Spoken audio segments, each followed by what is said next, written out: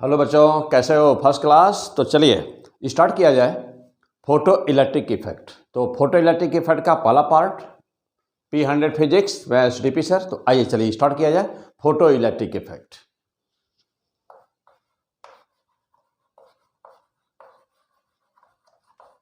Photo electric effect, this is the most important chapter. बहुत ही important. ऐसा कभी कोई IIT और नीट का एग्जाम नहीं हुआ है कि जब इससे क्वेश्चन आया हो किसी भी साल, है ना। तो पहले ही समझिए कि कितना इंपॉर्टेंट चैप्टर है। अभी हम लोग फिनिश किए इलेक्ट्रोमैग्नेटिक वेव। अब कुछ जो न्यूमेरिकल्स वगैरह है, अभी हम लोग न्यूमेरिकल तो चलता रहेगा, जानते हैं, लेकिन अब हम लोग पहले जा रहे हैं, अब नया चैप्टर स्टार्ट कर दिया जाए। तो फोटो इलेक्ट्रिक इफेक्ट। तो first of all, what do you mean by the photo electric effect? ये होता ही क्या है? बात है 1887 की।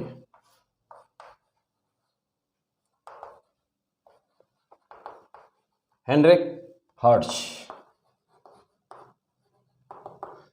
तो 1887 में हेनरिक हर्ट्ज नामक साइंटिस्ट, वही हर्ट्ज ना, तो देखा ये कि अपना जब वो एक्सपेरिमेंट कर रहे थे कार्बन आर्क अल्ट्रावायलेट रेज का, वह एक्सपेरिमेंट अपना कर रहे थे, तो देखा यह इन्होंने अपने एक्सपेरिमेंट के कि in 1887 Heinrich Hertz observe that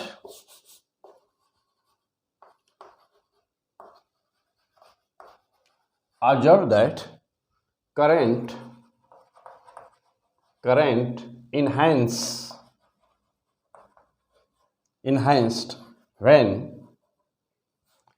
enhanced when UV rays incident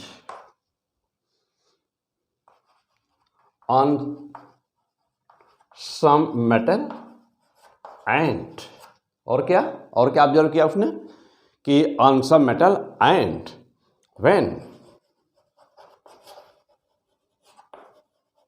frequency of the incident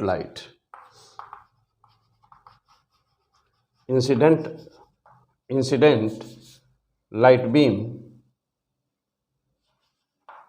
incident UV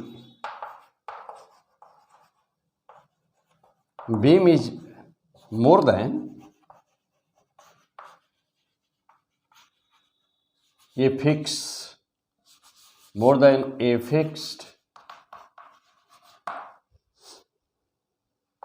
frequency। Okay. तो फोटो इलेक्ट्रिक इफेक्ट, सबसे पहला बात तो ये बेटा कि फोटो इलेक्ट्रिक इफेक्ट है क्या, किसने इसका इन्वेंशन किया, who was the inventor of this.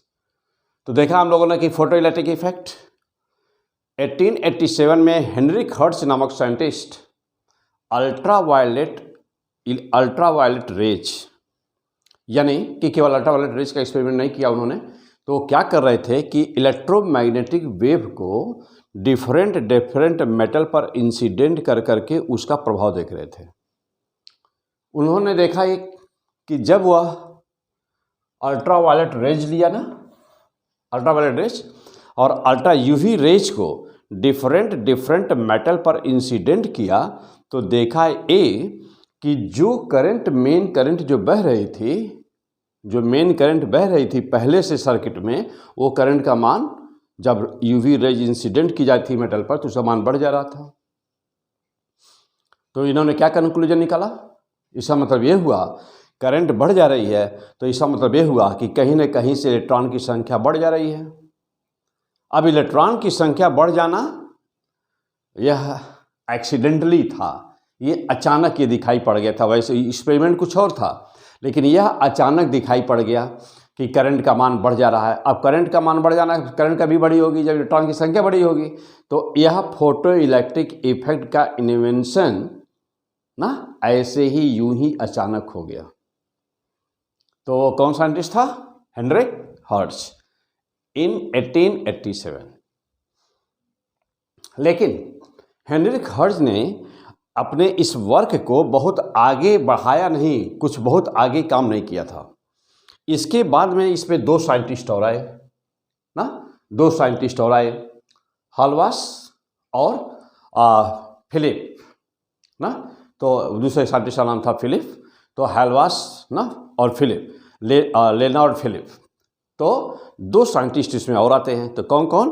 तो 1886 से लेकर के 1902 तक, इतने इसके दौरान दो साइंटिस्टों ने और काम किया ना। तो वो दोनों साइंटिस्ट क्या काम किए? तो डिटेल आप यहाँ कहेंगे कि detail study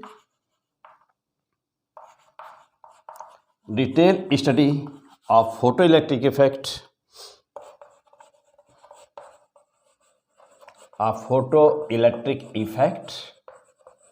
detail study of the photo electric effect done by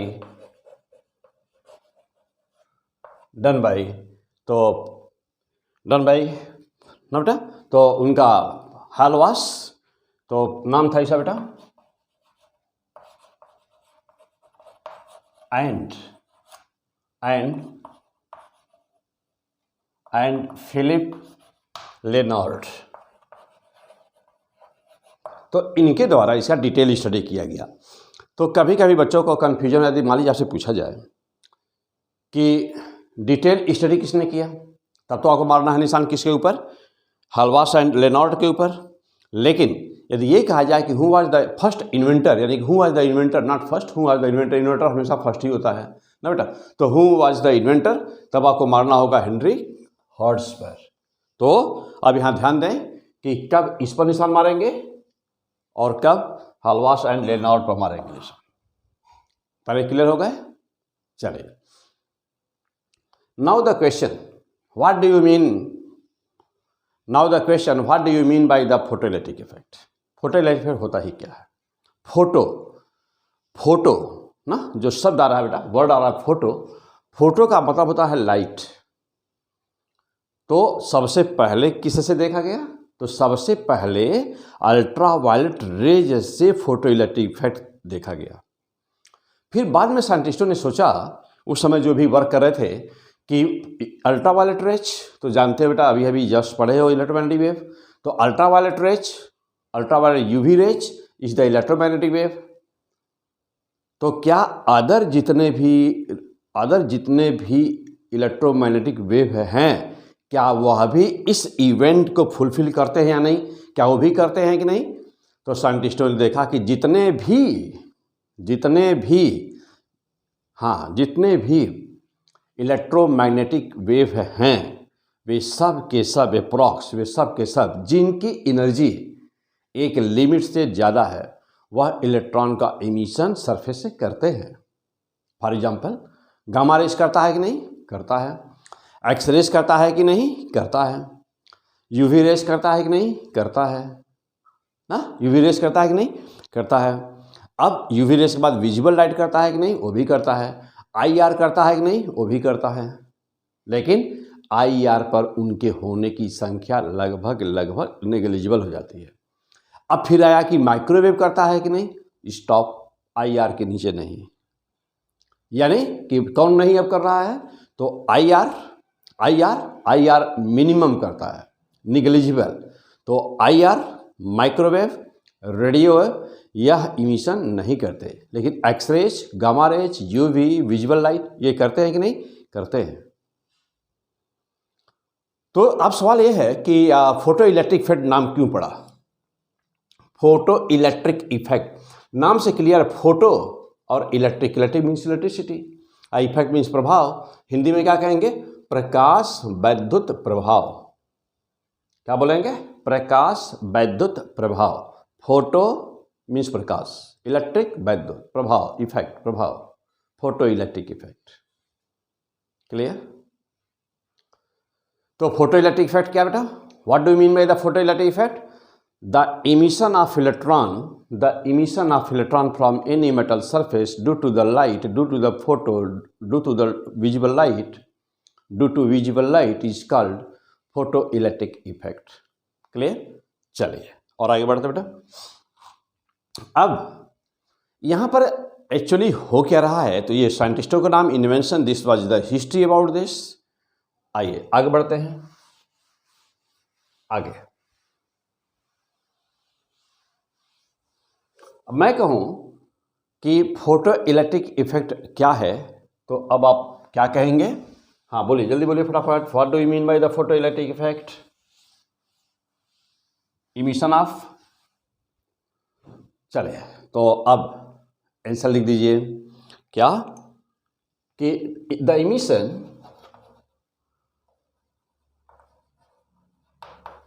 emission of electrons bye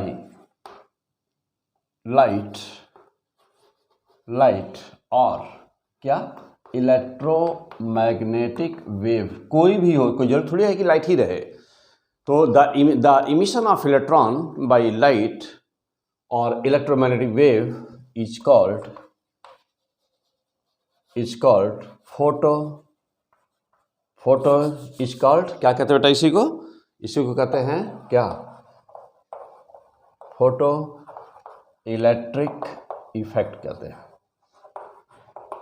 इसका मतलब ये हुआ कि हम दूसरे शब्दों में इसको क्या कह सकते हैं? दूसरे शब्दों में आप कह सकते हैं ना, the conversion of light energy और सोलर एनर्जी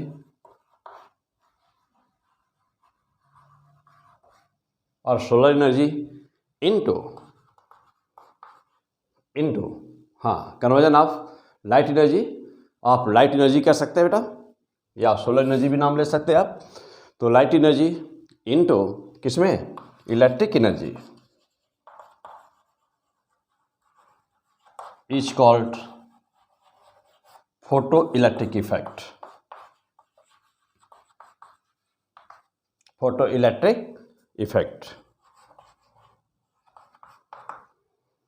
क्लियर हो गया बेटा? तो फोटो इलेक्ट्रिक इफेक्ट, इसका मतलब ये हुआ कि फोटो इलेक्ट्रिक इफेक्ट में एक्चुअली क्या हो रहा है? तो फोटो इलेक्ट्रिक इफेक्ट में कन्वर्जन हो रहा है। किसका? तो लाइट एनर्जी, प्रकाश में जो एनर्जी है, तो लाइट एनर्जी का इलेक्ट्रिक एनर्जी में कन्वर्जन होता है। इसी प्रक्रिया को, इसी प्रोसेस को फोटो इलेक्ट्रिक इफेक्ट कहते हैं। तो this is called photo electric effect. Okay, पहला इस डिफिनीशन से क्या निकल रहा है? द इमिशन ऑफ इलेक्ट्रॉन्स, यानी जब प्रकाश किसी मैटर के सरफेस पर डाला जाए और इलेक्ट्रॉन का इमिशन हो, तो इस प्रक्रिया को कहेंगे फोटो इलेक्ट्रिक इफेक्ट। इस प्रक्रिया में क्या हो रहा होगा?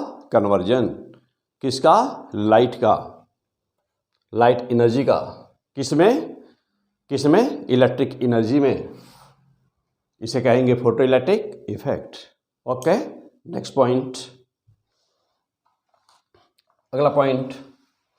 अब क्वेश्चन ये है ना बेटा, कि अब क्वेश्चन ये बहुत अच्छी तरह से मोस्ट इंपॉर्टेंट चैप्टर है, बहुत ही अच्छी तरह से। क्या, क्यों, कैसे। आप फिजिक्स कितना जानते हैं? Does not matter. आपका उद्देश्य क्या है बेटा? आपका इंडिया का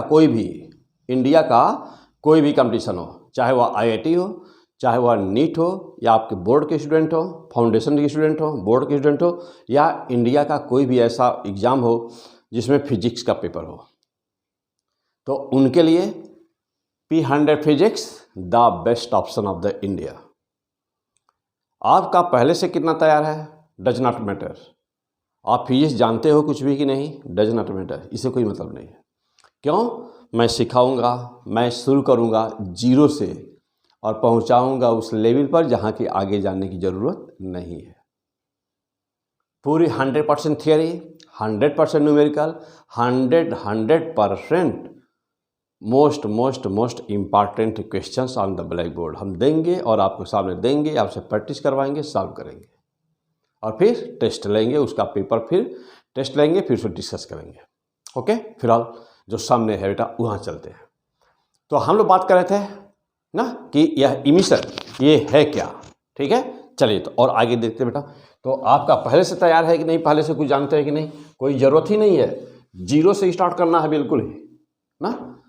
तो बिल्कुल ही आपको एकदम 0 से स्टार्ट करना है, बिल्कुल 0 से हीरो तक ना। कैसे? P100 फिजिक्स पर। चलिए बेटा, तो कहाँ तक पहुँचे हम लोग?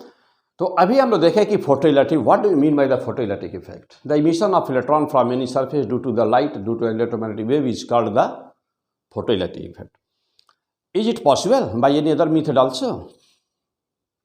क्या लाइट का होना जरूरी है? नहीं। आपने अभी भी देखा है कि कोई भी इलेक्ट्रोमैग्नेटिक वेव हो, कोई भी में रेंज है, इलेक्ट्रोमैग्नेटिक वेव करती है फोटोइलेक्ट्रिक इफेक्ट, लेकिन एनर्जी का रेंज है, यानी कि एनर्जी यदि एक लिमिट से कम है तो फिर इमिशन नहीं होता। सवाल यह है कि इलेक्ट्रॉन का इमिशन की यदि हम बात करें तो emission of electrons, emission of electrons, किसी भी मेटल के सरफेस से emission of electrons from metal,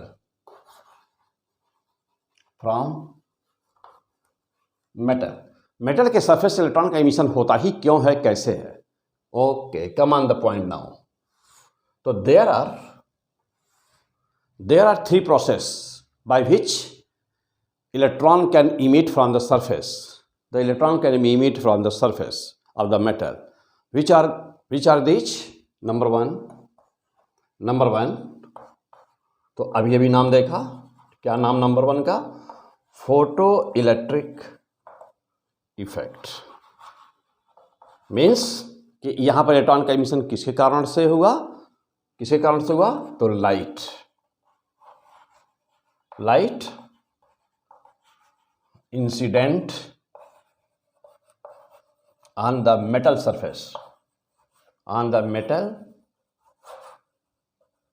metal surface, light incident on the metal surface। क्या और भी कोई दूसरा तरीका है क्या? हाँ है, दूसरा तरीका भी है। कौन सा? चलिए बोलिए, जल्दी बोलिए। किसी भी मेटल को यदि गर्म किया जाए, हीट दिया जाए किसी भी मेटल को, इलेक्ट्रॉन निकलेगा कि नहीं? निकलेगा। वो कौन से इलेक्ट्रॉन्स होते हैं जो निकलते हैं? मैं अभी डिस्कस कर रहा हूँ। मैं बताया है अभी कि जीरो से क्या, क्यों, कैसे।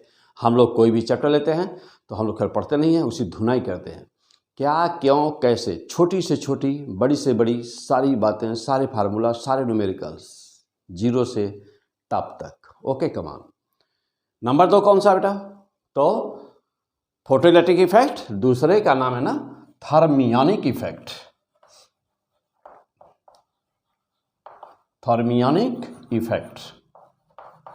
अब सवाल यह है कि थर्मल का मतलब उष्मा, हीट। थर्मियोनिक यानी कि एक ऐसा इफेक्ट जो हीट के कारण से होता हो, यानी कि जब कभी भी हीट के कारण इलेक्ट्रॉन का इमिशन होता है तो उसे कहते हैं थर्मियोनिक इफेक्ट। इन सब क्या कहेंगे, इसमें क्या लिखेंगे बेटा? अब यहां पर कि इमिशन ऑफ इलेक्ट्रॉन्स बाय किससे? By thermal energy. Thermal energy means क्या बेटा? हीट। तब इसे कहते हैं ना नंबर 2 थर्मियोनिक इफेक्ट कहते बेटा। अब क्या नंबर 3 भी संभव है क्या? इन दो के अलावा भी क्या कुछ संभव है क्या? हाँ, है संभव। कौन सा? हाँ बोलिए, नाम बताएं, नाम लिखिए। नहीं मालूम? चलिए कोई बात नहीं बेटा, जीरो से स्टार्ट करना। तो नंबर 3 है, right the name of the third. Number 3, तो नंबर 3 बेटा इसको कहते हैं ना फील्ड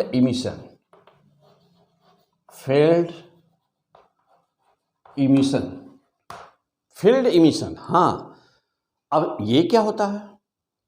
जानते हो कि इलेक्ट्रॉन, पीछे पढ़े हुए हैं आप इलेक्ट्रिक फील्ड एंड पोटेंशियल में, जो इलेक्ट्रॉन्स होते हैं वह हमेशा इलेक्ट्रिक फील्ड के अपोजिट डायरेक्शन में ट्रेवल करते हैं। यानी कि जो नेगेटिव चार्ज होता है बेटा, जो इलेक्ट्रॉन से नेगेटिव चार्ज है, तो जो नेगेटिव चार्ज कंटेनिंग पार्टिकल्स होते हैं वह इलेक्ट्रिक फील्ड के हमेशा अपोजिट डायरेक्शन में ट्रेवल करते हैं। जबकि जो पॉजिटिव चार्ज होते हैं, या प्रोटॉन है या पॉजिटिव चार्ज है, तो वह हमेशा ही positive charge containing particle always travel in the direction of the electric field. मैं यदि आपसे कहूं कि इस कमरे में इलेक्ट्रिक फील्ड है, how you can identify this? तो आप क्या करेंगे, एक चार्ज ले लीजिए, unit positive test charge means एक छोटा सा चार्ज ले लीजिए, एक पार्टिकल, चार्ज पार्टिकल ले लीजिए, पॉजिटिव चार्ज पार्टिकल ले लीजिए, इस कमरे में फ्रीली छोड़ दीजिए। जिस दिशा में वह जाएगा वही दिशा किसकी होगी, इलेक्ट्रिक फील्ड की वही दिशा होगी। क्यों? क्योंकि पॉजिटिव चार्ज पर हमेशा फोर्स इलेक्ट्रिक फील्ड की दिशा में ही लगता है। F बराबर क्यू ई, क्या होता है बेटा फॉर्मूला, F बराबर क्यू ई ना। तो F का डायरेक्शन, E का डायरेक्शन दोनों एक ही होते हैं। क्लियर? अब माइंड, सपोज करिए कि यह कोई मेटल है, suppose this is a metal, suppose this is a metal, और हम इस पर क्या करें, फील्ड की दिशा इसके ऊपर हो, फील्ड की दिशा ऊपर मीन्स कि वर्टिकली डाउन। तो let us consider the electric field is the vertically down on this metal. Electron क्या एक्सपीरियंस करेगा, force in the upward direction. Force का जो इलेक्ट्रॉन क्या एक्सपीरियंस करेगा, अपवर्ड डायरेक्शन में फोर्स एक्सपीरियंस करेगा। और यदि उस फील्ड को हम इतना ज़्यादा कर दें, इतनी ज़्यादा एनर्जी हो कि यह इलेक्ट्रॉन उस फील्ड के इन्फ्लुएंस में इस मेटल के सरफेस से जो बॉन्डिंग है वो तोड़ता हुआ बाहर निकल जाए सरफेस से, इसका मतलब कि इलेक्ट्रॉन का एमिशन हुआ कि नहीं हुआ, इलेक्ट्रॉन का एमिशन हुआ कि नहीं हुआ, बोलो भाई, हुआ कि नहीं, निकल जाएगा ना। मतलब ये कि इलेक्ट्रिक फील्ड लगा के इलेक्ट्रॉन को खींचा जा सकता है ऊपर, यदि मेटल के सरफेस पर, बेटा ऐसे, यदि यह मेटल का सरफेस है, सपोज करिए मेटल है, सपोज करिए कि मेटल है ना, कोई भी एल्कली मेटल है सपोज करिए, और इसके ऊपर यदि हम इलेक्ट्रिक फील्ड की दिशा इस तरह से इंसिडेंट कर दें, देखिए यह एक हाई इलेक्ट्रिक फील्ड यदि हमने इस पर लगा इम्पोज कर दिया, हाई इलेक्ट्रिक फील्ड, ध्यान दीजिएगा, हाई, यह क्या है, मेटल सरफेस, यह है मेटल सरफेस, और इसके ऊपर हमने क्या लगाया, हाई इलेक्ट्रिक फील्ड लगा दिया। अब इस सरफेस से इलेक्ट्रॉन्स क्या करेंगे, तो इस सरफेस से देखिए, all these electrons will leave the surface, will emit from the surface, and therefore this effect is known as the field emission. This is known as field emission, इसे कहते हैं field emission। तो therefore there are 3 types of the emission. Number 1, फिर से बोल दीजिए, कुल कितने प्रकार के emission होते हैं इलेक्ट्रॉन के, 3 प्रकार के होते हैं। कौन कौन? Number 1 photo electric effect, number 2 thermionic effect, number 3 field emission। पक्का? No problem? यहाँ तक पहुँच गए कि इलेक्ट्रॉन का इमिशन क्या, क्यों, कैसे, कितने टाइप का। तो अब आपको पढ़ना क्या, आपके कोर्स में क्या है, फोटो इलेक्ट्रिक इफेक्ट। तो photo electric effect, this is the most burning या chapter of your IIT and NEET syllabus. Photo electric effect बहुत ही इम्पॉर्टेंट, ओके, बहुत अच्छी तरह से इस चैप्टर को तैयार करना है, क्योंकि एक क्वेश्चन तो बिल्कुल फिक्स है। और अब थर्मियोनिक इफेक्ट है कि नहीं, तो thermionic effect also most important part. Clear? या this is also most important part. हाँ, लेकिन अब इसके सिलेबस को कुछ कम कर दिया है NTA ने। तो इसके सिलेबस को, जैसे कि अब थर्मियोनिक जो हमारा पहले वैक्यूम डायोड होता था बेटा, डायोड, ट्रायोड, टेट्रोड, पेंटोड, क्या नाम बोलो फिर से, डायोड, ट्रायोड, टेट्रोड, पेंटोड। तो पेंटोड वगैरह आपके सिलेबस में नहीं था, ये हायर BSc वगैरह में पढ़ाया जाता बेटा, तो BSc MSc में पढ़ाया जाता है ना। तो अब तो ये चीज़ें, ये सिलेबस, तो अभी आपका क्या है, डायोड, रेक्टिफायर की तरह से पहले काम करता था डायोड। तो जब PN जंक्शन जब तक नहीं था, यानी कि जब तक ये सेमीकंडक्टर नहीं था, तो यह थर्मियोनिक इमिशन ही PN जंक्शन की जगह पे था। तो उस डायोड को बोलते थे, बल्ब होता था, उसमें 2 प्लेट लगी होती थी, एक को कैथोड बोलते थे, एक को एनोड बोलते थे। तो जो काम हमारा PN डायोड आज के डेट में करता है, यही काम पहले, यानी कि कम से कम आज से 20 साल 25 साल पहले तो आज से 20-25 साल पहले बेटा ये सारा काम हमारा डायोड करता था। इसीलिए रेडियो जो आज बहुत छोटी छोटी पेन में ही रेडियो है, मोबाइल देख रहे हो आप ना, तो पहले बड़े बड़े रेडियो बॉक्स की तरह से, बक्से की तरह से बड़े बड़े रेडियो होते थे। क्यों? क्योंकि सारा डायोड और ट्रायोड और टेट्रोड लगे होते थे, रेक्टिफायर लगे होते, पावर सप्लाई सर्किट लगी होती थी, तो बड़ा हो जाता था पूरा। तो एक रेडियो बनाओ तो बक्सा बन जाता था पूरा। हाँ पहले। हाँ अभी भी कुछ लोग के घर पे होगा ना, आप देख लो अपने यहाँ है कि नहीं आपके यहाँ ना, देखना बक्सा है कि पुराना रेडियो बहुत बड़ा ना, यही जगह रखा रहता था, वो आसान नहीं होता था कि उसको लेकर के जाओ ना, तो यही जगह रखा। धीरे धीरे साइज़ छोटी होती गई, जैसे जैसे इन्वेंशन हुआ साइज़ छोटी होती गई। और आज तो पता ही नहीं है कि पॉकेट में तुम क्या एक पेन में ही या ये क्या निडल के बराबर ही ना रेडियो और टेप रिकॉर्डर और तमाम चीज़ें हैं, सब रिकॉर्डर है। तो फिलहाल ओके, तो हमारा पॉइंट था बेटा कि यह 3, तो हम लोग को इसमें क्या देखना है, तो इसमें हम लोगों को कुछ जो इम्पोर्टेंस है, बहुत सारी चीज़ें नहीं इसमें हैं। अब जैसे वहाँ पर होता है ना रिचर्डसन दुश्मन इक्वेशंस वगैरह आते हैं, तो ये सारी चीज़ें हम लोगों को बहुत ज़्यादा इसमें नहीं बेटा, लेकिन कुछ चीज़ें आपको इसमें से देखनी है। अच्छा, और फील्ड इमिशन में क्या है, सिलेबस में है कि नहीं? तो फील्ड इमिशन तो बिल्कुल ही नहीं आपको पढ़ना है, आपके सिलेबस में ये फील्ड इमिशन नहीं है। या हायर ना स्कॉटी इफेक्ट वगैरह होता है बेटा, जो साइंटिस्ट इससे रिलेटेड है, वह स्कॉटी नाम है, तो मैं थोड़ा सा इंट्रोड्यूस कर दूंगा आपको हल्का फुल्का नॉलेज के लिए, अपने स्टोर नॉलेज के लिए। स्कॉटी इफेक्ट ना, तो स्कॉटी इफेक्ट बोलते बेटा, तो यहाँ पे कौन सा संबंधित है? रिचर्डसन ना, रिचर्डसन है, दुश्मन इक्वेशन है, रिचर्डसन दुश्मन दोनों मिल के बनाए हुए हैं। और यहाँ पर कौन है? तो यहाँ पर आपके आइंस्टीन महोदय हैं यहाँ पे, और यहाँ पे स्कॉटी इफेक्ट। तो फिलहाल ये तो सिंपल इंट्रोडक्शन है। अब हमारा चैप्टर कौन सा है? तो बेटा हमारा चैप्टर है फोटो इलेक्ट्रिक इफेक्ट। तो हम लोग क्या पढ़ने जा रहे हैं? Photo electric effect. क्लियर? तो सिंपल इंट्रोडक्शन क्लियर हो गया बेटा?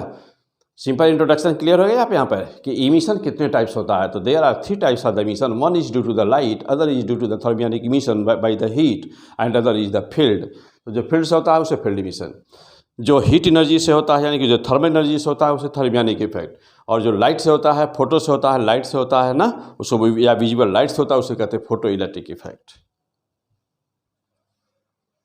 आइए अब यहाँ से आगे, बेटा, अब चूंकि फोटो इलेक्ट्रिक इफेक्ट देखने जा रहे हैं हम लोग ना, फोटो इलेक्ट्रिक इफेक्ट, तो आइए थोड़ा सा फोटो के विषय में देख लिया जाए और तब फिर हम लोग आगे बढ़ते हैं। तो आपको बिल्कुल जीरो से स्टार्ट करना है ना, बिल्कुल जीरो से स्टार्ट करना, बहुत आराम से जीरो से स्टार्ट करना बेटा, और जाना है उस लेवल तक, पूरा डिटेल आपको सीखना ना, ये नहीं कि हल्का फुल्का थोड़ा सा पढ़ लिया, नहीं, नो नो नो नो, पूरा जीरो से लेके टॉप तक। आइए चलिए कैसे, तो आइए देखा जाए कैसे। Okay come on. तो नाउ द क्वेश्चन, कहीं पर जानते हो बेटा कि जैसे मान लीजिए कि पहले ये कोई मेटल है ना, यह कोई मेटल का पीस है, ये कोई एक मेटल है, कुछ लिया जाए बेसिक चीज़ें पहले। ओके, तो यह एक मेटल है कोई, और जानते हो कि मेटल में होता क्या है? मेटल में होता क्या है? तो कोई भी सब्सटेंस, कोई भी चीज़ जो भी आपकी आंखों से दिख रही है, चाहे लकड़ी हो, प्लास्टिक हो, रबड़ हो, मेटल हो, लोहा हो, स्टील हो, कॉपर हो, एल्कली मेटल हो, कुछ भी जो भी आपकी आंखों से दिख रहा है, तो that is made by the molecules. वो किससे मिलकर बना हुआ है? मॉलिक्यूल से novel, that is made by the molecules. Molecule और मॉलिक्यूल को कैसे आपस में जुड़े हुए हैं? तो बाय द मेटालिक बॉन्ड। क्या बोलते हैं उनको? मेटालिक बॉन्ड से वे जुड़े होते हैं। तो मॉलिक्यूल और मॉलिक्यूल के बीच में मेटालिक बॉन्ड होता है, उसके कारण से वे जुड़े होते हैं। क्लियर? जिस वस्तु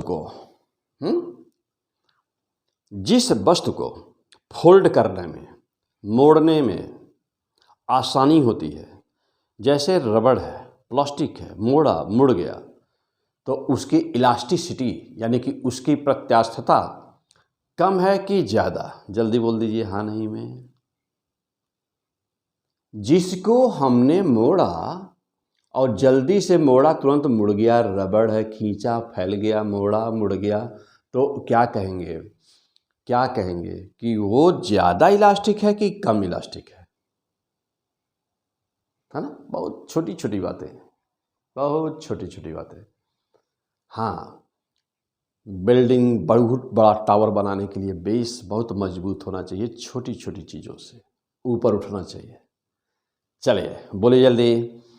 तो वह जो आसानी से मुड़ गया, आसानी से खिंच गया, उसकी प्रत्यास्थता हिंदी इलास्टिसिटी कम है कि ज़्यादा? हाँ बोलिए, आंसर मारो जल्दी। बेटा, जो आसानी से मुड़ गया, आसानी से घूम गया, तो उसकी तो प्रत्यास्थता, उसकी तो इलास्टिसिटी बहुत कम हुई ना। हाँ, बहुत कम हुई, उल्टा लगेगा, आप उल्टा जानते हैं। अभी दुकान पर जाइए, कोई कपड़ा खरीदने जाइए तो ऐसे फैलाएगा, और जब ऐसे खींचेगा फैला कहेगा कि देखिए कितना इलास्टिक है, वो कहेगा देखिए कितना इलास्टिक है, यानी कितना प्रत्यास्थता है इसकी। वो ठीक उल्टा बोलता है। ये तो आम आदमी जो फिजिक्स नहीं जानता है, वह इलास्टिसिटी चैप्टर नहीं पढ़ा है, तो वो बोले बात समझ में आती है।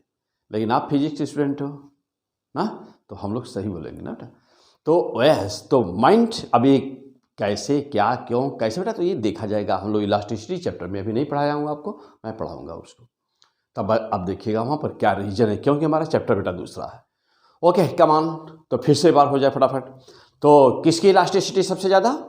तो जो मुड़ गया, जो खींच गया, वो तो उसका कम। इसका मतलब ये हुआ कि जो खींचने का, मुड़ने का, फोल्डिंग का, ना ट्विस्टिंग का, जो ट्विस्टिंग का, फोल्डिंग का, मुड़ने का, तोड़ने का जितना ही ज़्यादा विरोध करे, उसकी इलास्टिसिटी उतनी ही ज़्यादा होती है, उसकी प्रत्यास्थता उतनी ही ज़्यादा होती है। तो आपकी किताब में एक लाइन पढ़े होंगे कि steel is more elastic than rubber, ये लिखा हुआ होगा हेडिंग साफ साफ। स्टील इज मोर इलास्टिक, देखिए स्टील मोर इलास्टिक है। स्टील जो जितना मोड़, जैसे अब स्टील को मोड़ पाएंगे नहीं, ये पतली सी कांटी भी हो स्टील की, तो घुमा पाएंगे, मोड़ पाएंगे नहीं मोड़ पाएंगे। तो चूंकि नहीं मुड़ रहा है इसलिए वो ही ज़्यादा, तो जो नहीं मुड़ता है वो ज़्यादा इलास्टिक है। क्लियर हो गए? चलिए अब आगे बढ़ते बेटा, और आगे बढ़ जाइए, फटाफट ऐसे बढ़ते चले जाइए। तो अब आपके सामने जो भी द्रव्य दिखाई दे रहे हैं, जो भी सब्सटेंस दिखाई दे रहे हैं, जो भी चीज़ें दिखाई दे रही हैं, वो मॉलिक्यूल से मिलकर बनी हुई है। मॉलिक्यूल के बीच में मेटालिक बॉन्ड होता है, मेटालिक बॉन्ड से मिलकर सारी चीज़ें बनी होती हैं, जो भी शेप आपको दिखता है। ओके, अच्छा, अब बात रही है कि तीन चीज़ें आपको दिखेंगी ना, आपको यहाँ पे तीन चीज़ें दिखेंगी। कौन कौन सी तीन चीज़ें दिखेंगी? द्रव्य के जो तीन स्टेट है आपका, तो कौन सा नंबर 1 बेटा, जल्दी जल्दी बोल दीजिए कि कौन सा? Solid, liquid, gas. Solid, liquid, gas, फिर से बोलिए, सॉलिड, लिक्विड, गैस। ओके, क्या चौथा भी कोई होता है? हाँ, चौथा भी होता है।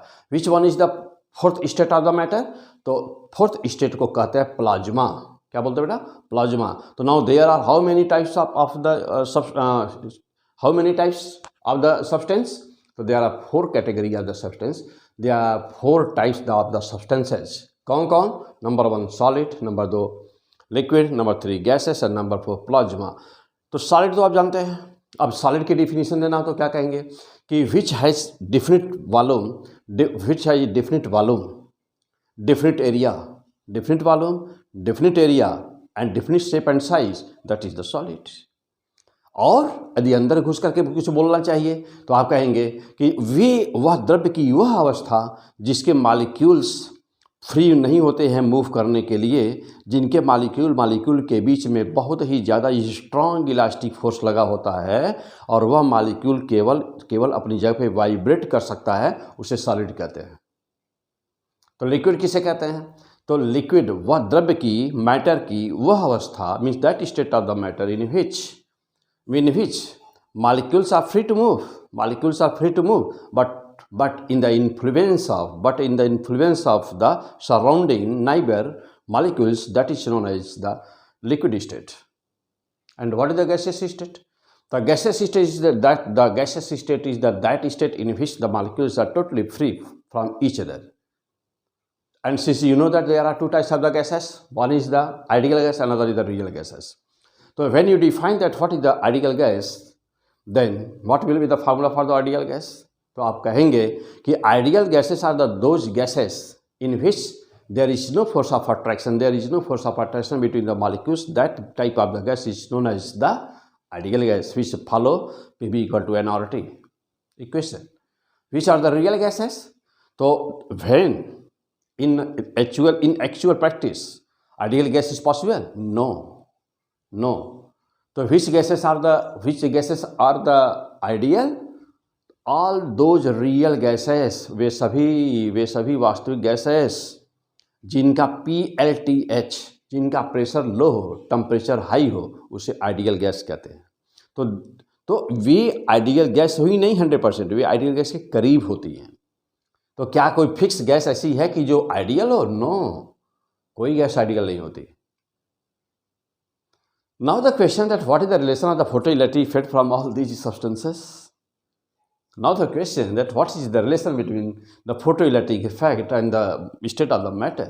Now the question, photoelectric effect only can be absorbed by the metal or it also can be absorbed by the liquid and gases?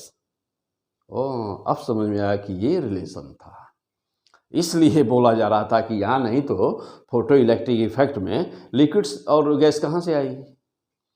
तो क्या अब क्वेश्चन ये हुआ बेटा कि क्या यह जो फोटोइलेक्ट्रिक इफेक्ट है क्या यह केवल मेटल के लिए ही है, क्या यह केवल मेटल के लिए ही है, या कि लिक्विड भी फोटोइलेक्ट्रिक इफेक्ट प्रोड्यूस करते हैं और गैसेस भी फोटोइलेक्ट्रिक इफेक्ट प्रोड्यूस करती हैं?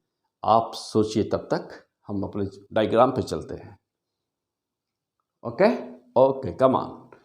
हाँ, तो बात हो रही थी बेटा फोटोइलेक्ट्रिक इफेक्ट की। तो हम लोगों ने ये देखिए डायग्राम बना हुआ था, हम लोगों ने क्या लिया, हम लोगों ने एक मेटल लिया, ओके, और आपको मैंने इंट्रोड्यूस कर दिया कि हाँ, और ये चीज़ तो अभी छूटते जा रहा है, कौन सा? Plasma state. तो जब गैसेस है ना हमारी, तो जब गैसेस को इतना ज़्यादा एनर्जी हम दे देते हैं बाई एनी मीन्स, जैसे अब ये हो सकता है कि हम हीट दे दें बहुत ज़्यादा, गैसेस की एनर्जी तभी बढ़ जाएगी। ये हो सकता है कि हम बहुत ज़्यादा हाई इलेक्ट्रिक फील्ड में रख दें गैसेस को, तभी वह उनकी एनर्जी बहुत हाई हो जाएगी।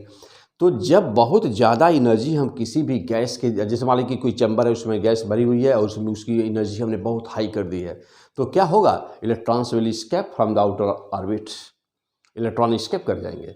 और जब इलेक्ट्रॉन अपने एटम को छोड़ देगा तो इलेक्ट्रॉन अलग हो गया। और एक इलेक्ट्रॉन एक एटम से निकलता है तो जानते हो कि जब एक इलेक्ट्रॉन निकल गया है एटम, तो एटम पॉजिटिव चार्ज हो गया, और एटम निकल गया तो इलेक्ट्रॉन और एटम पर कैसा चार्ज हो गया? Plus charge. यानी कि अब उस सिलेंडर में, उस कंटेनर में अब जो गैस आप भरे हुए थे वहाँ पर वह एटॉमिक जैसी गैसेस पहले थी, अब उस तरह की नहीं है। अब उसमें क्या भरा हुआ है? Positive ion and electrons. तो जब कहीं पर पॉजिटिव आयन और इलेक्ट्रॉन्स होते हैं, विशेष करके प्लाज्मा स्टेट की आपको जरूरत पड़ती है, न्यूक्लियर फ्यूजन जो है ना, आगे बताऊंगा वहाँ पर क्या जरूरत पड़ती है हम लोगों की, यानी कि रिएक्टर वगैरह में जरूरत पड़ती है, रिसर्च वगैरह में। तो फिर बेटा यहाँ क्या हुआ?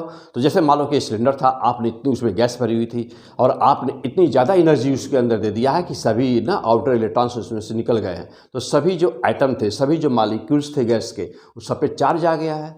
तो ऐसा state of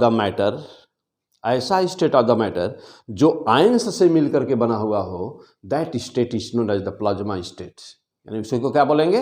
plasma state, because that is not now the gas, that is not now the liquid, and that is not now the solid.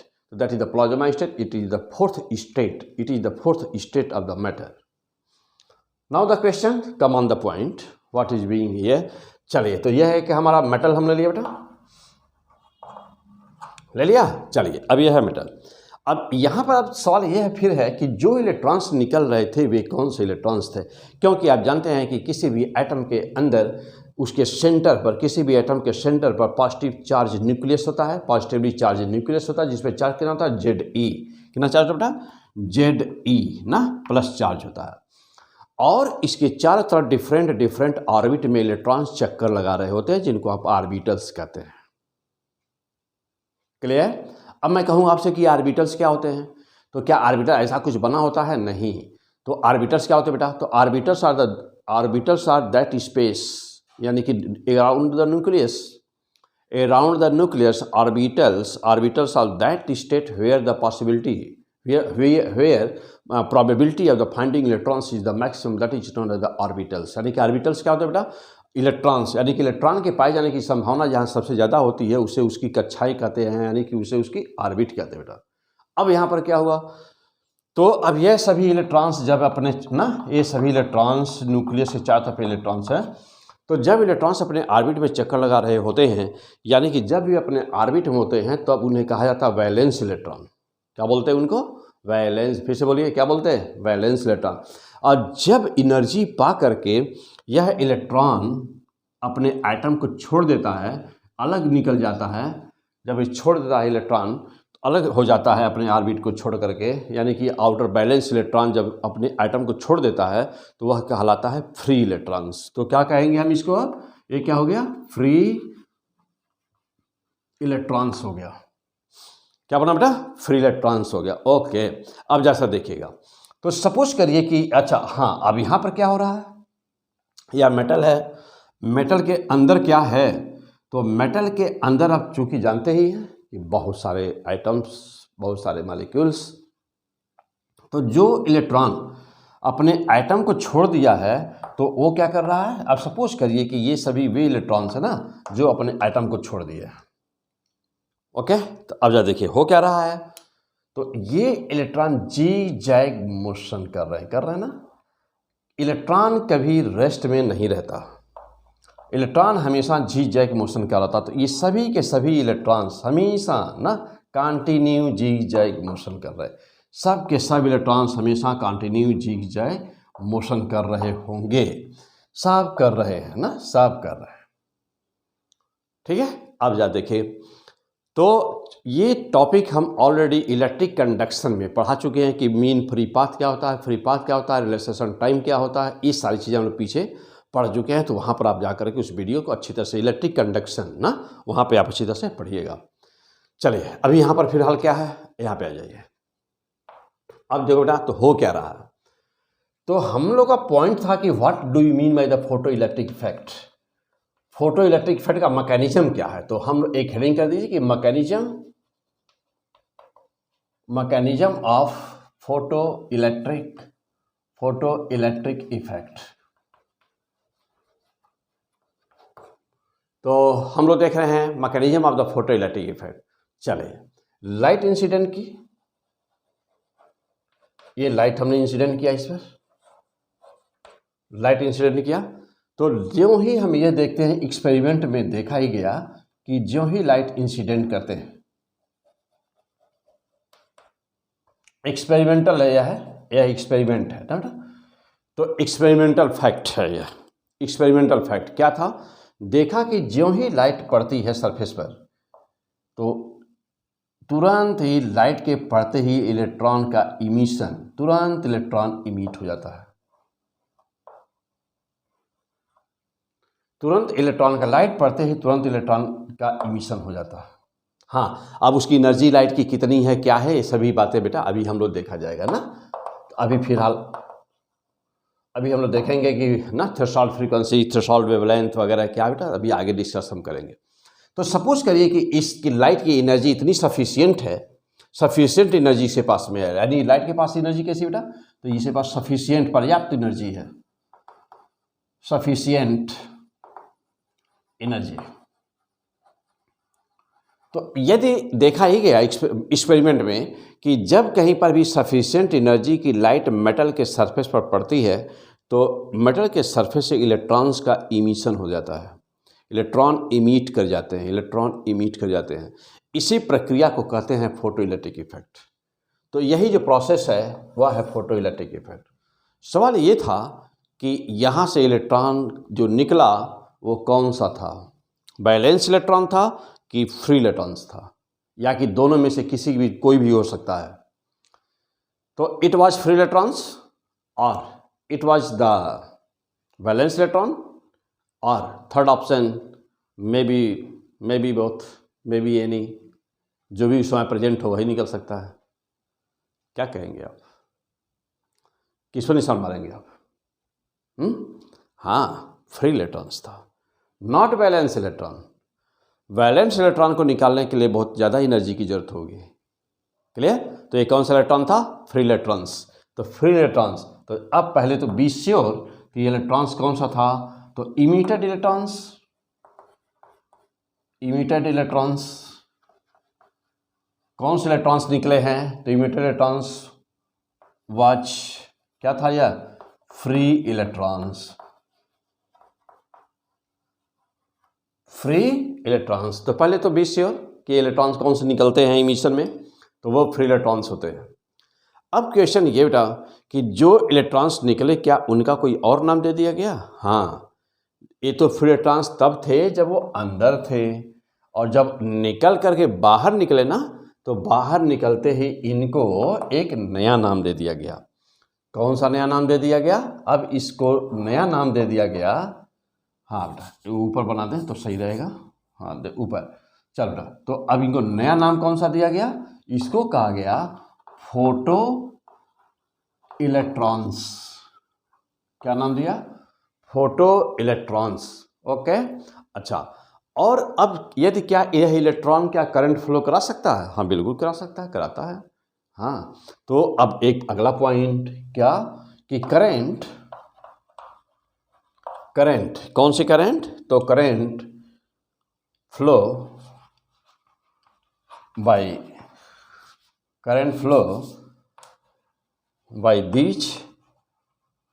these photoelectrons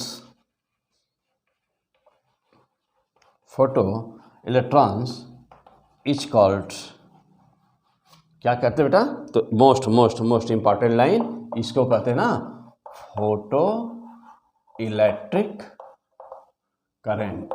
क्या नाम दिया इसको? Photo electric current. तो अब पहले सिंपल इंट्रोडक्शन चैप्टर का।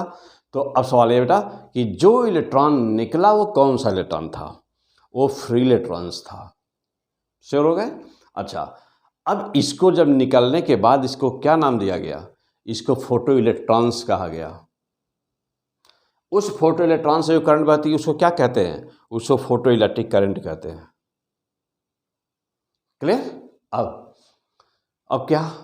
अब यदि ये काम किया जाए कि एक इस तरह से बल्ब ले लिया जाए, एक शीशे का बना हुआ वैक्यूम बल्ब ले लीजिए, ले लिया, एक वैक्यूम बल्ब ले लीजिए। ओके, यहाँ पर क्या करिए, ऐसे सेमी सर्कुलर फॉर्म में, इस तरह से सेमी सर्कुलर फॉर्म में एक प्लेट लगा दीजिए। लगा दिया? एक प्लेट लगा दीजिए सेमी सर्कुलर फॉर्म में, और इससे कुछ दूरी पर एक रॉड लगा दीजिए। ठीक, एक रॉड लगा दीजिए। चलिए अब जैसा देखिए, लगा दिया। अब यदि लाइट इंसिडेंट की जाए इस पर, जो इस ग्लास को भेद करके अंदर आए और इस रॉड पर इंसिडेंट करे, लाइट इस पर गिराया जाए, लाइट या यूवी रेज गिराया जाए। ठीक, इस पर देखिए, इस पर लाइट इंसिडेंट कराई जाए, करा रहे हैं हम लोग, बाहर से इस पर लाइट इंसिडेंट करा रहे हैं, देखिए करा रहे हैं, देखिए। ओके, तो यदि लाइट इंसिडेंट कराई जाए, इलेक्ट्रॉन का इमिशन होगा। आज जो भी इलेक्ट्रॉन का इमिशन होगा वह प्लेट लगी हुई है। तो देखिए अब ये क्या हो गया? ये हो गया हमारा कैथोड हो गया, जिसके रॉड हमारा क्या बन गया? कैथोड नाम दे दिया जाए। और ये जो बाहर वाली प्लेट लगी, सेमी सर्कुलर प्लेट लगी होती है, तो ना जैसे एक पाइप हो, पतला सा पाइप है, उसको हाफ कर दीजिए और प्लेट बन जाएगी। अब सामने लाइट गिराई, इस पर इलेक्ट्रॉन का जो इमिशन होगा। तो देखिए बेटा, तो अब यहाँ पे देखना, तो यह अब यह इलेक्ट्रोपॉजिटिव पेंटिंग कर दें, इलेक्ट्रोपॉजिटिव, इसको इलेक्ट्रोपॉजिटिव बना दें, इलेक्ट्रोपॉजिटिव ऑक्साइड से इस पर कोटिंग कर दें। तो देखो बेटा, कोटेड बाय इलेक्ट्रोपॉजिटिव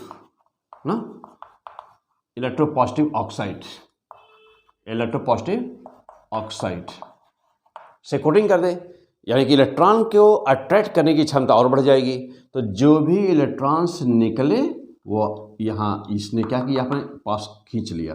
तो अपने पास खींच लिया, यानी किसका काम कर रहा है? यह प्लेट का हो बेटा, ये प्लेट का काम कर रहा है, यानी कि एनोड का काम कर रहा है, एनोड का काम कर रहा है, यानी कि पॉजिटिवली चार्ज ना, और ये इलेक्ट्रॉन्स निकल रहे हैं उससे।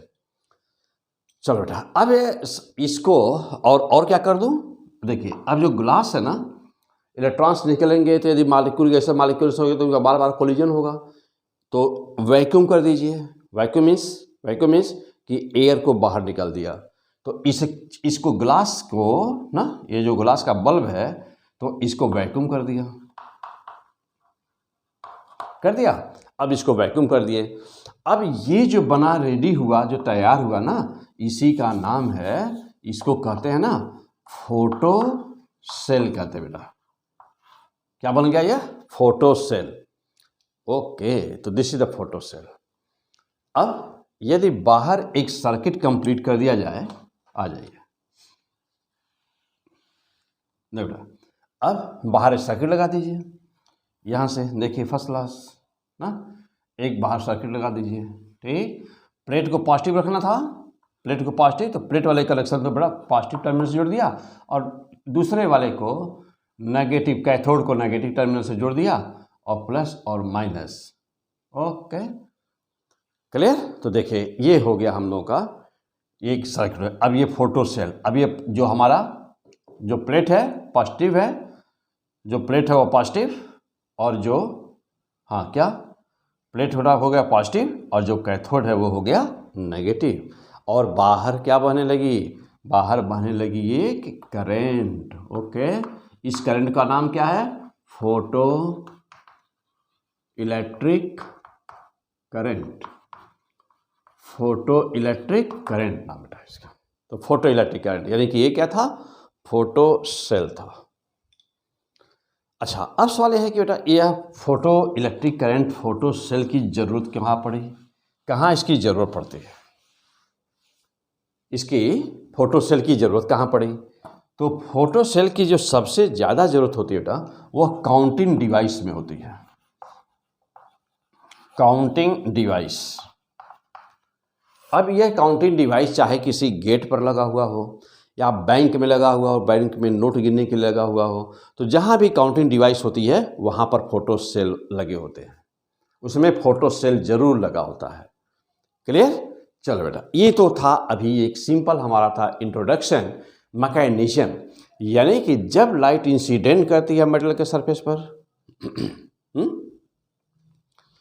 लाइट जब मेटल के सरफेस पर इंसिडेंट कर रही है, तो देख रहे हैं कि यहाँ कोई बैटरी नहीं है, यहाँ कोई चीज़ नहीं है, और यह इलेक्ट्रॉन निकल रहा है, और यह इलेक्ट्रॉन एक फोटो इलेक्ट्रिक करंट प्रोड्यूस कर रहा है। तो एक्चुअली हुआ क्या?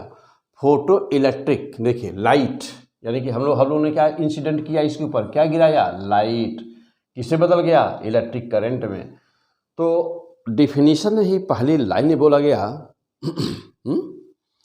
पहली लाइन बोला गया, क्या बोला गया पहली लाइन? कि photo electric effect is the conversion of light energy into electric energy. तो this is the photo electric effect. Clear? अब यहां से आगे जीरो से आप इंडिया के topper students, no problem. Zero physics जानते बेटा, नो प्रॉब्लम, क्योंकि ऐसी कोई लाइन नहीं होगी कि जिसको मैं यहाँ डिस्कस नहीं करूँगा। तो जीरो से बिल्कुल एकदम क्या, क्यों, कैसे, जीरो से टॉप तक। ओके, आ जाइए। हटा, तो यहाँ से आगे बढ़ते हैं।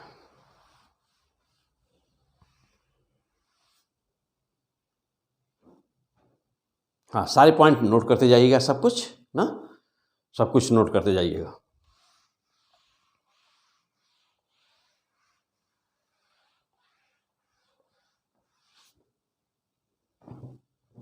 देखा, अब ये जो फोटो इलेक्ट्रिक इफेक्ट है ना बेटा, जो फोटो इलेक्ट्रिक इफेक्ट है, यहां पर एक शब्द आता है, ठीक है, यहां पर एक शब्द आता है बेटा, 1 to 1 and 1 to all process. हाँ, फोटो इलेक्ट्रिक इफेक्ट। तो अब जैसा देखिए मैकेनिज्म में देखा जाए क्या हो रहा है। यह था एक मेटल सरफेस, चलो बेटा, ये है एक मेटल सरफेस, ठीक,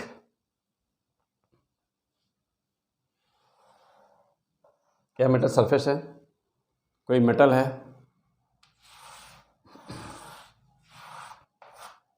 अब बहुत सारी चीज़ें हैं, बहुत डीप चैप्टर है, बहुत अच्छी तरह से इसको सब चीज़ों को हमको ना हम लोग को सीखना बेटा, बहुत अच्छी तरह से सब कुछ। चलिए, जैसे मान लो बेटा कि लाइट इंसिडेंट कर रही है, ये लाइट इंसिडेंट करी, यहाँ पर कोई इलेक्ट्रॉन यहाँ भी हो सकता है, कोई इलेक्ट्रॉन यहाँ से निकल सकता है, कोई इलेक्ट्रॉन यहाँ से निकल सकता है, कोई इलेक्ट्रॉन यहाँ से निकल सकता है, कोई यहाँ से निकल सकता है, कोई ये एकदम आउटर सरफेस से निकल सकता है, नहीं निकल सकता ना, यानी कि इलेक्ट्रॉन डिफरेंट डिफरेंट लेयर से निकल सकता है। तो जब इलेक्ट्रॉन डिफरेंट लेयर से निकल रहा होता है तो जो ऊपर सरफेस से निकला, जो थोड़ा नीचे से निकला, क्या दोनों की एनर्जी एक होगी या दोनों की एनर्जी अलग अलग होगी, या दोनों की एनर्जी एक होगी? चलिए अभी आगे की बातें बेटा अभी हम लोग डिस्कस करेंगे। अब यहाँ पे जैसे मान लीजिए कि यह एक फोटॉन है, एक फोटॉन। अब सवाल है बेटा कि जानते हो कि फोटॉन किसे कहते हैं? पहली बात है कि फोटॉन होता क्या है, तो मैं अभी आगे एक पूरा हेडिंग लूँगा ना कि नेचर ऑफ द लाइट। तो नेचर ऑफ द लाइट ये पूरा मैं हेडिंग अभी डिस्कस करूँगा, आगे करूँगा, लेकिन फिलहाल हमें यहाँ ज़रूरत है तो फोटॉन क्या होता है। तो जानते बेटा कि पहले, हाँ पहले मीन्स कि न्यूटन के ज़माने से, तो पहला लाइट क्या है, तो लाइट के विषय में सबसे पहला इन्वेंशन करने वाला, पहला उसके एनालिसिस और रिसर्च करने वाला साइंटिस्ट था न्यूटन। वह कैंडल जला करके ये देख रहा था कि इसमें से ये उजाला क्यों हो रहा है, कैंडल जलता है तो उजाला क्यों होता है, तब उस समय लाइट वगैरह तो था नहीं। तो जब कैंडल जलता है तो उजाला क्यों होता है, लाइट क्यों होता है, उजाला क्यों होता है, उस समय उसने अपना ये कहा था, अपना थीसिस दिया, अपना कंसेप्ट दिया कि जब कहीं कैंडल जलता है तो उसमें से जब भी कोई लुमिनस बॉडी होती है, जब भी कोई बॉडी होती है ना जो प्रकाश उत्पन्न करती है, जो लुमिनस बॉडी होती है, तो उसमें से कुछ निकलते हैं, और जो निकलते हैं बहुत ही छोटे होते हैं, बहुत ही रिजिड होते हैं, बहुत ही टीनी होते हैं, बहुत ही रिजिड होते हैं, स्फेरिकल होते हैं, इलास्टिक होते हैं, और उसका नाम उसने कहा कि बहुत ही रिजिड होते हैं, और वह किसी भी चीज़ को भेद करके अंदर जा सकते हैं। जैसे शीशे से लाइट बाहर जा रही है, इसका मतलब कि यह जो होते हैं ना, ये शीशे से भेद करके बाहर निकल जाते हैं, पेनिट्रेट करके बाहर निकल जाते हैं। और उसने उनको कहा, उसी को हिंदी में कहते हैं न्यूटन का कण का सिद्धांत, यानी कि प्रकाश के लिए क्या बोला न्यूटन ने कि न्यूटन का कण का सिद्धांत means corpuscular theory of the light, तो that is known as the corpuscular theory of the light. तो मैं ये अभी आगे डिस्कस करूँगा बेटा, अभी मैं थोड़ा सा सिंपल सा बेस्ट इंट्रोडक्शन में थोड़ी सी ज़रूरत है यहाँ पे। तो यह सबसे पहला सोचने वाला साइंटिस्ट था न्यूटन, और सबसे बाद में जो साइंटिस्ट लाइट के विषय में जो इन्वेंशन दिया वह था मैक्सवेल प्लांक। मैक्सवेल की थ्योरी लाइट के विषय में क्या कहता है, वह कहता है कि लाइट पार्टिकल नेचर शो करता है, यानी तो बीच में हाइजेनबर्ग और जितने भी साइंटिस्ट बीच में हुए ना, तो ये सब के सब ने क्या बताया कि लाइट जो प्रकाश है यह वेव है, यह तरंग है, ये तरंग है।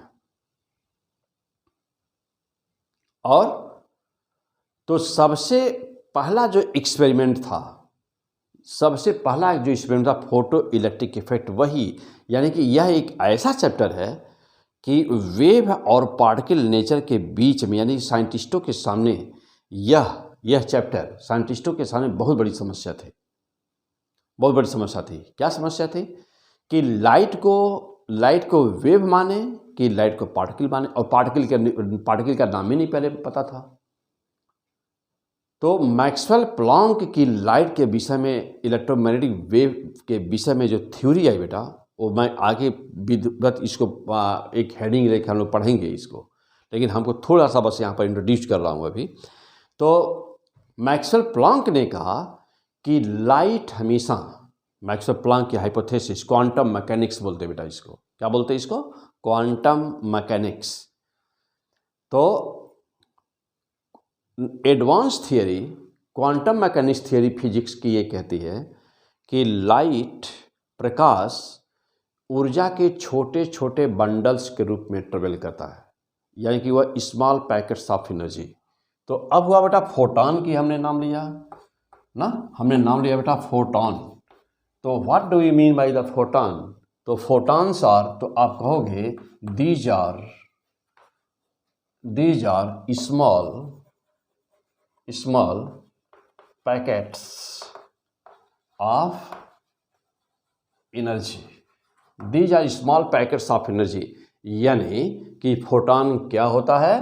तो फोटॉन ना ऊर्जा का बंडल्स होता है, छोटे छोटे स्मॉल पैकेट्स होते हैं। And each packet has energy E equal to h nu. कितना होता है बेटा? E equal to h nu. These energy this energy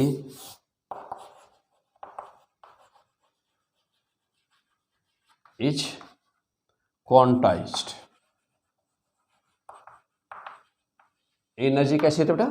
quantized होती है। तो क्वांटाइज का सेंस क्या हुआ?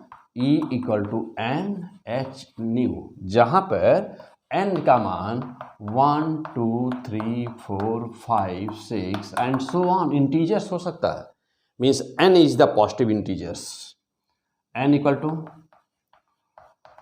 पॉजिटिव इंटीजर्स है बेटा, n पॉजिटिव इंटीजर्स है। इसका मतलब ये हुआ कि यदि मैं कहूँ कि मिनिमम एनर्जी किसी फोटॉन की कितनी हो सकती है, तो आप कहेंगे कि मिनिमम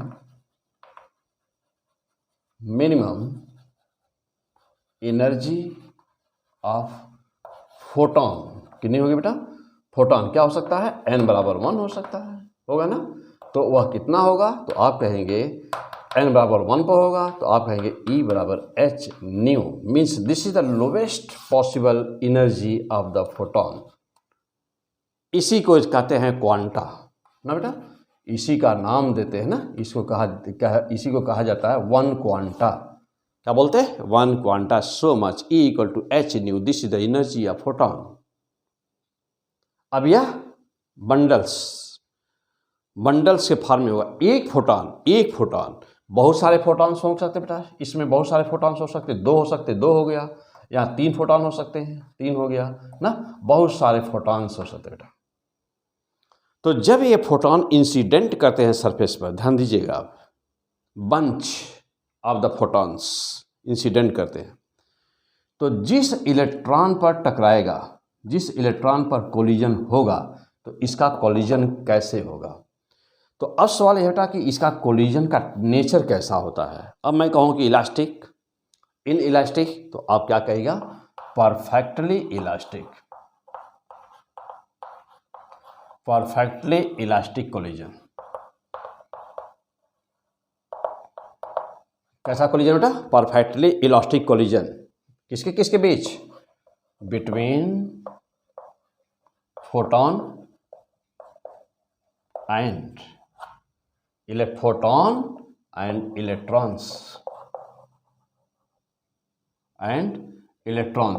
ठीक बेटा? Okay, electrons.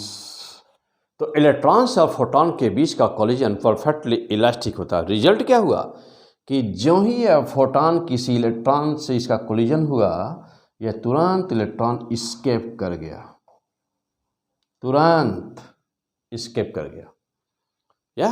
ये एस्केप कर गया। और इसी को हम लोग कहते हैं क्या? फोटो इलेक्ट्रॉन्स कहते हैं बेटा। इसको क्या बोलते हैं हम लोग? फोटो इलेक्ट्रॉन्स बोलते हैं। अब सवाल ये हुआ कि क्या एक फोटॉन 2 इलेक्ट्रॉन निकाल सकता है?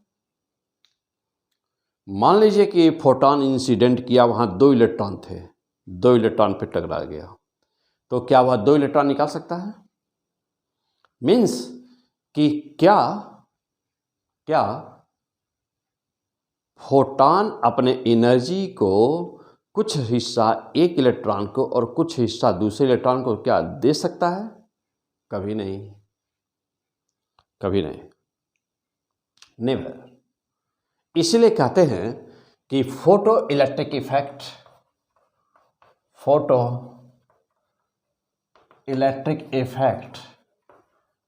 क्या? इज क्या? 1-to-1 process, 1-to-1 process. क्या नाम बेटा इसका? वन टू वन प्रोसेस, हाँ, वन टू वन मीन्स एक फोटॉन एक इलेक्ट्रॉन निकालता है, means the maximum number of the electrons can be emitted by a single photon is one single, एक फोटॉन एक इलेक्ट्रॉन निकलता है। अब इसी को एक और नाम से जानते हैं, कौन से नाम से जानते हैं, किस नाम से जानते हैं बेटा, एक और नाम से जानते हैं। क्या नाम है? नाम है उसका one and all, one and all process भी जानते हैं। हाँ, वन एंड ऑल प्रोसेस। तो वन एंड ऑल प्रोसेस का क्या मतलब हुआ बेटा? नाम से बिल्कुल क्लियर है। हाँ, तो वन एंड ऑल प्रोसेस का क्या मतलब हुआ ना? वन एंड ऑल प्रोसेस यानी वन एंड ऑल मीन्स कि एक फोटॉन अपनी कुल ऊर्जा किसी एक ही इलेक्ट्रॉन को देगा। वन एंड ऑल, वन एक को, ऑल पूरी एनर्जी। तो कोई भी फोटॉन अपनी कुल, one and all means one photon yes provides total energy, its one photon provides its total energy to one electron only, means एक फोटॉन अपनी कुल ऊर्जा एक ही इलेक्ट्रॉन को देता है। There is no sharing of the energy of the photon between the electrons. Right the line, there is no sharing of energy of photon between electrons, यानी कि इलेक्ट्रॉन के बीच फोटॉन के एनर्जी का शेयरिंग नहीं होता। One and all process, one and one process, one photon one electron, one and all process, energy of one photon will provided to only one electron। Okay, तो यहाँ हो क्या रहा था? What is the photoelectric effect? All these facts of the photoelectric effect. Photoelectric effect में क्या होता है? अब तो ये जो फोटोइलेक्ट्रिक इफेक्ट चैप्टर बेटा, हाँ, अभी मैं केवल आपको ऊपर फोटोइलेक्ट्रिक इफेक्ट क्या होता है वो बता रहा हूँ। चैप्टर में तो मैं अभी बाद में चला जाएगा ना, पहले उसका बेस हम लोग बना रहे हैं, क्या, क्यों, कैसे। चले आ जाइए। अब तो फोटोइलेक्ट्रिक इफेक्ट के पहले ना, फोटोइलेक्ट्रिक इफेक्ट के पहले पार्टिकल नेचर नाम की कोई चीज पता नहीं थी किसी को। हाँ, पार्टिकल नेचर क्या है ये कुछ भी पता नहीं था। ठीक, तो लाइट को पहले लाइट को क्या मानते रहे? लाइट को वेव मानते थे, और क्या मानेंगे? वेव। हाँ, तो before this experiment light was taken as, always assumed as wave. तो पहले क्या मानते थे? लाइट को पहले वेव मानते थे, लेकिन अब यह वेव मानते थे तो बहुत सारे experiment, many experiment or explained by the wave nature of light। तो बहुत सारे एक्सपेरिमेंट जो थे ना, जब लाइट को when light assumed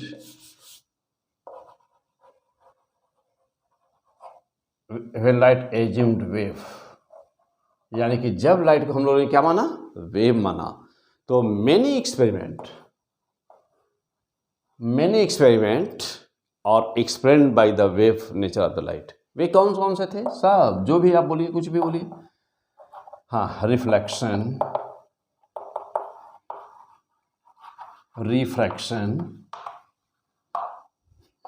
सबसे पहले, इससे भी पहले सबसे पहले कौन सा था? डिफ्रैक्शन। सबसे इंपॉर्टेंट यही बेटा, क्योंकि जहाँ पर भी डिफ्रैक्शन हो, यदि हो रहा हो तो वह चीज़, यानी किसी को भी वेव होने के लिए मस्ट है डिफ्रैक्शन, तो डिफ्रैक्शन इज मस्ट। तो reflection, refraction, diffraction, next polarisation. तो ये सारे के सारे ना बेटा, ये सारे के सारे क्या प्रूव कर रहे थे कि लाइट इज वेव, ये सब ना लाइट इज वेव। अब पोलराइजेशन का एक स्पेशल केस बेटा, यही पोलराइजेशन एक्सपेरिमेंट है जो शो करता है कि लाइट ट्रांसवर्स नेचर की होती है। तो light is of transverse nature, यह एक्सपेरिमेंट है। और यह एक ऐसा एक्सपेरिमेंट था जो प्रूफ करता है कि हाँ लाइट वेव है, लाइट वेव है। और कौन सा था? और इंटरफेरेंस, इंटरफेरेंस। तो यह भी था वही, ये भी वही था। और यही वह एक्सपेरिमेंट था, यही वह एक्सपेरिमेंट था जिसने न्यूटन की कॉर्पस्कुलर थ्योरी को फेल किया था। तो न्यूटन्स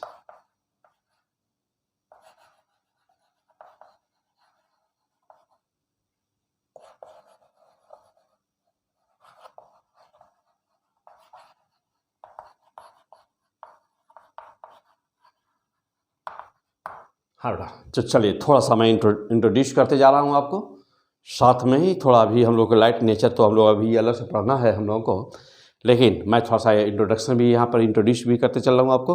ओके, तो माइंड हियर नाउ, तो let us consider light is the wave, let us consider the light is wave, then which experiments are fully explained on the basis of the wave nature. So that was number 1 reflection, refraction, diffraction, polarization, interference, all these experiments well explained. अब यहाँ पर interference एक ऐसा था, यह interference ही experiment था जिसने Newton की कॉर्पस्कुलर थ्योरी को फेल किया था। अब वहाँ पर भी रीजन बता दूँ थोड़ा, हाँ, फेल होने के पीछे रीजन मेन क्या था? फेल होने के पीछे रीजन मेन ये था कॉर्पस्कुलर थ्योरी का कि इंटरफेरेंस में जानते हो कि ब्राइट फ्रिंजेज और डार्क फ्रिंजेज बनती हैं। तो जब, और न्यूटन ने क्या माना था? न्यूटन ने कण माना था, पार्टिकल माना था। न्यूटन ने क्या कहा था कि किसी भी लुमिनस बॉडी, यानी किसी भी ऐसी कोई भी वस्तु जिससे प्रकाश निकल रहा हो, उससे हमेशा कुछ ऐसे कण निकलते हैं ना, मैटेरियलिस्टिक पार्टिकल मान लिया था। लेकिन न्यूटन का काम बहुत ही महान था। तो 1600 कुछ ईस्वी की बात है, और उस समय यह माना था सबसे पहले। तो कहा कि पार्टिकल्स का जैसा कुछ उसमें से निकलता है जिसके कारण से उजाला होता है, चारों तरफ फिर जो उजाला हो जाता है फैलता है, वही जब निकलता है तो फैलता है, जहाँ तक जाता है वहाँ तक लाइट उजाला होता है। ये न्यूटन था। लेकिन इंटरफेरेंस में जानते हैं, इंटरफेरेंस में क्या होता है? जानते हो कि इंटरफेरेंस में जब 2 लाइट बीम, पढ़ेंगे चैप्टर आप आगे, अभी आप टेक्स्ट बेटा पढ़ाने वाला हूँ। तो जब जानते हैं कि 2 लाइट बीम जब आपस में मिलती है, सारे कंडीशंस को फुलफिल कर देती है, तो डार्क यानी कि बिल्कुल काली पट्टी मिलती है, चमकीली पट्टी, काली पट्टी, चमकीली पट्टी मिलती है। तो सवाल ये है कि 2 पार्टिकल मिल करके काली पट्टी बना नहीं सकते। काली पट्टी का मतलब क्या हुआ बेटा? Dark fringe. डार्क फ्रिंज का मतलब हुआ कि एनर्जी का एब्सेंस। एनर्जी का एब्सेंस मतलब क्या हुआ कि वहाँ एनर्जी 0 हो गई, तभी काली पट्टी मिली, डार्क बैंड मिला वहाँ पर। अच्छा, और 2 पार्टिकल, 2 मैटर मिल करके 0 एनर्जी कैसे कर देंगे? तो इसी को एक्सप्लेन करने में न्यूटन की कॉर्पस्कुलर थ्योरी क्या हो गई थी? न्यूटन का कॉर्डिका सिद्धांत इंटरफेरेंस को प्रूफ नहीं कर पाया। तो यदि आपसे पूछा जाए कि न्यूटन का कॉर्पस्कुलर थ्योरी कैसे फेल हुई, किसे नहीं एक्सप्लेन कर पाई, तो आप मारेंगे निशान किस पर, कहेंगे इंटरफेरेंस को एक्सप्लेन नहीं कर पाई। क्यों नहीं कर पाई? क्योंकि 2 मैटर कभी मिल करके डार्क प्रोड्यूस यानी कि 0 एनर्जी नहीं कर सकते, इसलिए नहीं एक्सप्लेन कर पाई थी। तो यह न्यूटन की कॉर्पस्कुलर थ्योरी क्या हो गई थी? फेल हो गई थी। Okay, come on the point now. अब सवाल बेटा ये कि ये तो बहुत सारे एक्सपेरिमेंट थे, लेकिन अब कुछ ऐसा एक्सपेरिमेंट था कि अब यहाँ पर देखिए वेव है ना, तो लाइट को वेव मानते रहे, सारी चीज़ें डिस्कस होती रही। समस्या कहाँ आई? समस्या आई तब जब इन्वेंशन हो गया किसका? Photo electric photo electric effect का। ज्यों ही फोटो इलेक्ट्रिक इफेक्ट आया, यानी कि 1887 ईस्वी की बात है, जब हेनरिक हर्ट्ज ने जब इसका इन्वेंशन किया, तो ज्यों ही यह आया तो तुरंत ये हुआ भाई, क्या हुआ, तुरंत ये हुआ कि फोटो इलेक्ट्रिक इफेक्ट की व्याख्या, यानी कि explanation of the photo electric effect is not possible by the wave theory of the light. तो अब हुआ, जो ही इन्वेंशन हुआ तो इन्वेंशन ने क्या रिजल्ट दिया बेटा, इन्वेंशन के एनालिसिस ने क्या रिजल्ट दिया कि photo electric effect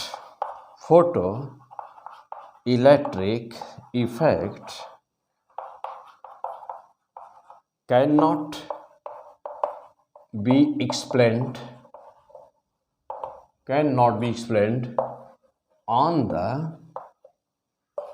on the basis of wave theory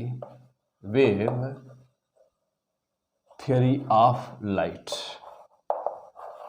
क्या, यानी कि ये देखा गया 100% फाइनली डिसाइड किया गया कि जो रिजल्ट फोटो इलेक्ट्रिक इफेक्ट के आ रहा है बेटा, एक्सपेरिमेंटल रिजल्ट फैक्ट जो आ रहा था, वह वेव थियरी से संभव नहीं था। अब वो क्या रिजल्ट था, अगले एपिसोड का इंतजार किया जाए, है कि नहीं।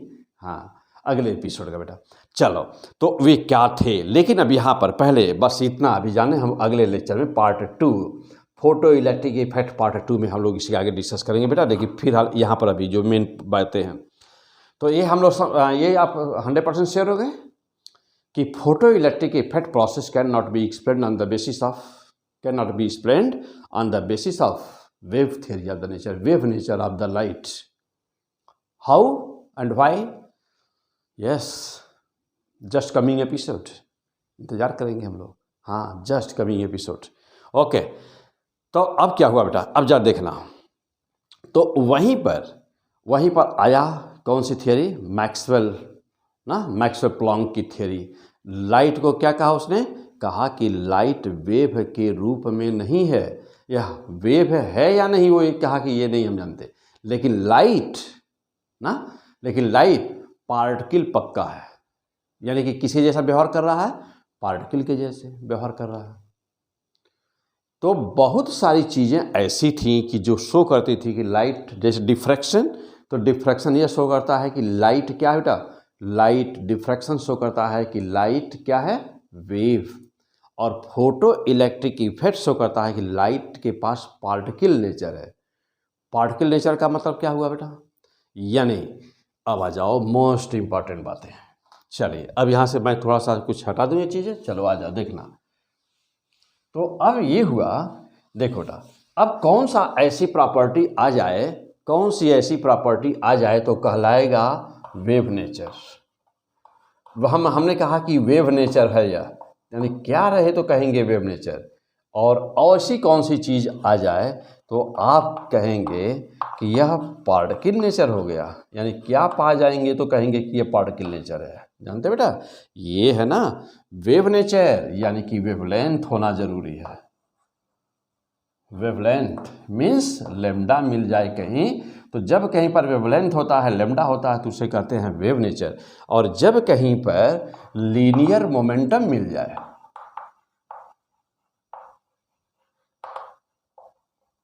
लीनियर मोमेंटम यानी कि P मिल जाए, लीनियर मोमेंटम मिल जाए। हाँ, लीनियर मोमेंटम मिलेगा तो एनर्जी तो अपने आप ही होगी ना। तो जब लीनियर मोमेंटम मिल जाए तब कहेंगे पार्टिकल नेचर। इसका मतलब ये हुआ बेटा कि क्वांटम मैकेनिक्स ने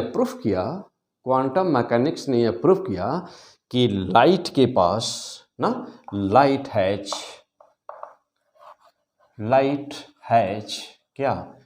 has linear momentum P, light has linear momentum P।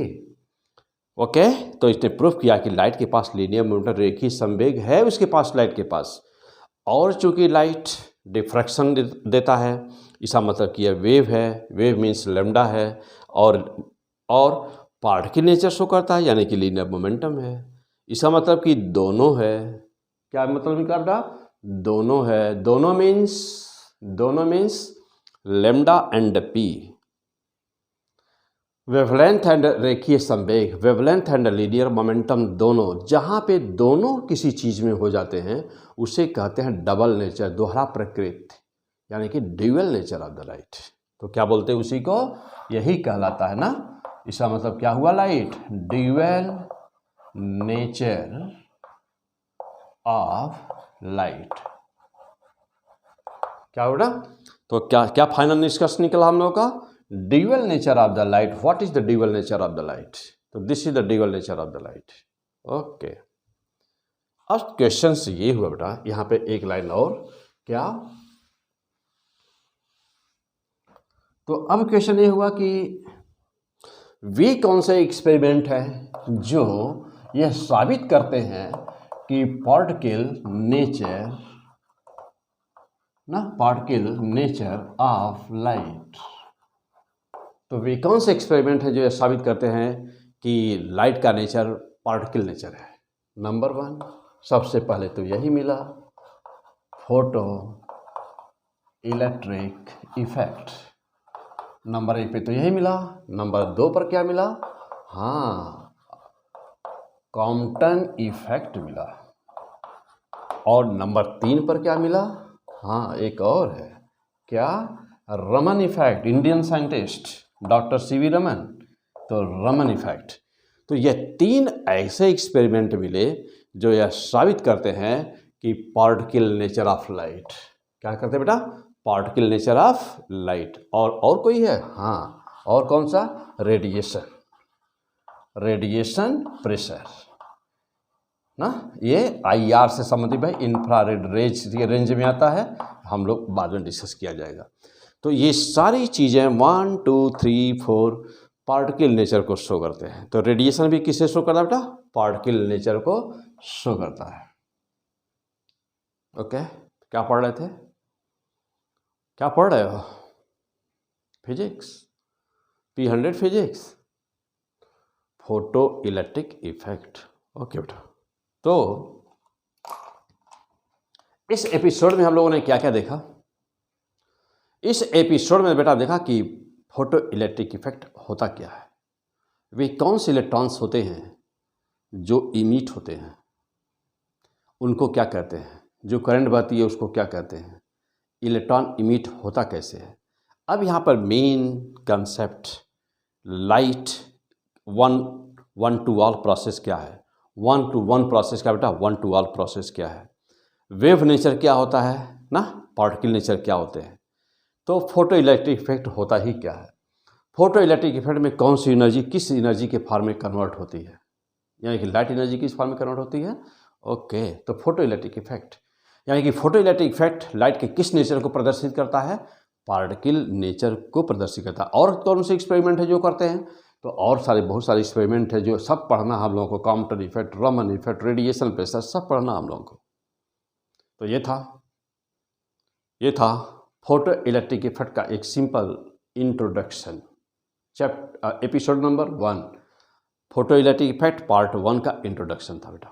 अब जहाँ तक हो चुका है, ठीक इसके आगे ना कि थ्रेशोल्ड फ्रीक्वेंसी क्या होती है, वर्क फंक्शन क्या होते हैं, यदि इलेक्ट्रोपॉजिटिव एलिमेंट ऑक्साइड की कोटिंग कर दें मेटल के ऊपर तो क्या होता है, तो वर्क फंक्शन कैसे रिलीज होता है, वर्क फंक्शन किस चीज़ पे काम करता है, काइनेटिक एनर्जी और फ्रीक्वेंसी के बीच में, काइनेटिक एनर्जी फ्रीक्वेंसी के बीच में क्या रिलेशंस होते हैं, स्टॉपिंग पोटेंशियल क्या होता है, स्टॉपिंग पोटेंशियल और इंटेंसिटी के बीच में क्या रिलेशंस होते हैं, तमाम चीज़ें। तो ये सारी चीज़ें हम लोग अभी, आइंस्टीन इक्वेशन क्या होता है बेटा, आइंस्टीन इक्वेशंस ना मेन क्या है, तो ये सारी चीज़ें अभी हम लोग इस चैप्टर में इंतजार कर रही हैं। और यहाँ पे 4-5 ग्राफ होते हैं इस चैप्टर के, वे बहुत ही मोस्ट ग्राफ होते हैं बेटा, उसमें से एक कोई न कोई आता है। क्लियर, तो ये हम लोग अभी लेंगे, अगले एपिसोड में लेते हैं। तो आज का लेक्चर हम यही फिनिश करते हैं बेटा। अब यहाँ से आगे हम लोग जस्ट इसके बाद अभी आफ्टर द ब्रेक हम लोग फिर मिलते हैं। ओके, तब तक के लिए बेस्ट ऑफ लक।